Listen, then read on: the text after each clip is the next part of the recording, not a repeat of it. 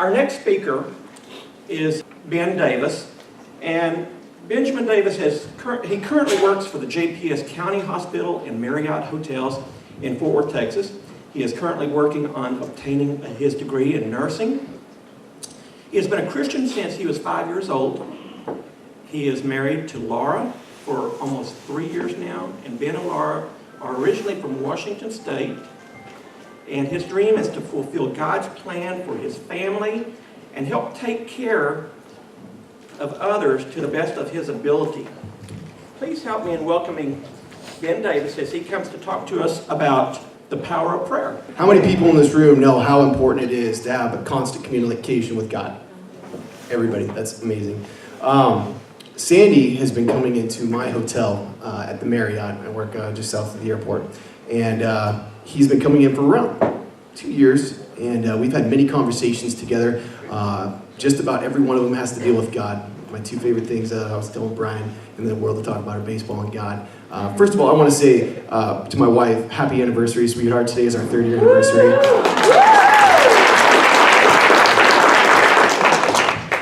But anyways, the reason I'm up here is to talk about prayer and what God has done in my life, and just in interacting with Sandy for the last 2 years.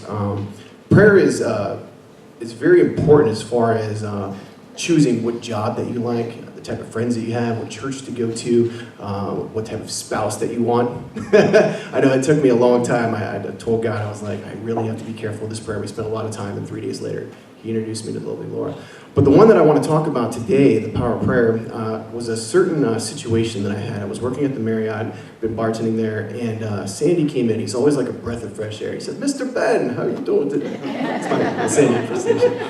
And I said, I'm not doing too good. And he looked at me, and he could see that I was very distraught. And he said, "What's wrong?" He was very concerned.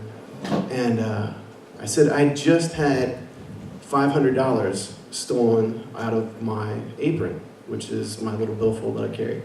And he was just blown away. I'd been there 3 years, and I was only gone for 3 hours from the hotel. I went to the gym. I came back. I was like, "Where's my apron? It's got all this money." Well, I don't usually carry that much money on me, but I'd been shopping for a present for my wife. And so he looked at me and he says, "Immediately, we need to pray.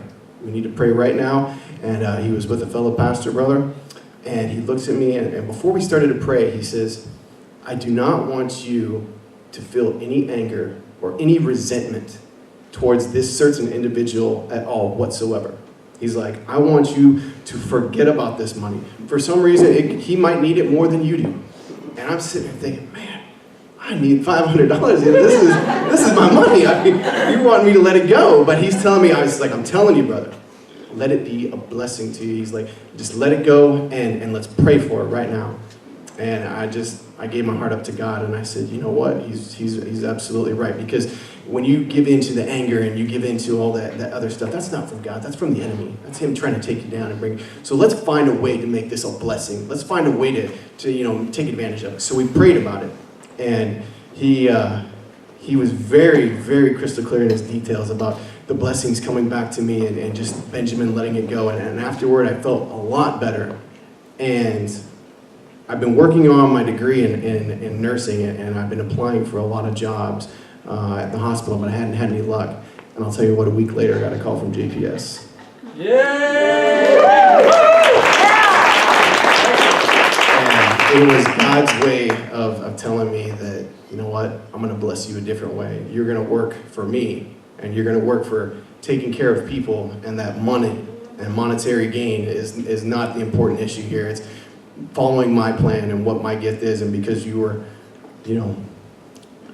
honest with me, and because you did what I asked you to do, this is my blessing to you. And I thank him. He's been like a brother to me, the closest thing that I have, and so I encourage you to get with this guy. He knows his stuff. He's been blessing people lots of different ways, and I thank him for being in my life and all the blessings that he's given to me.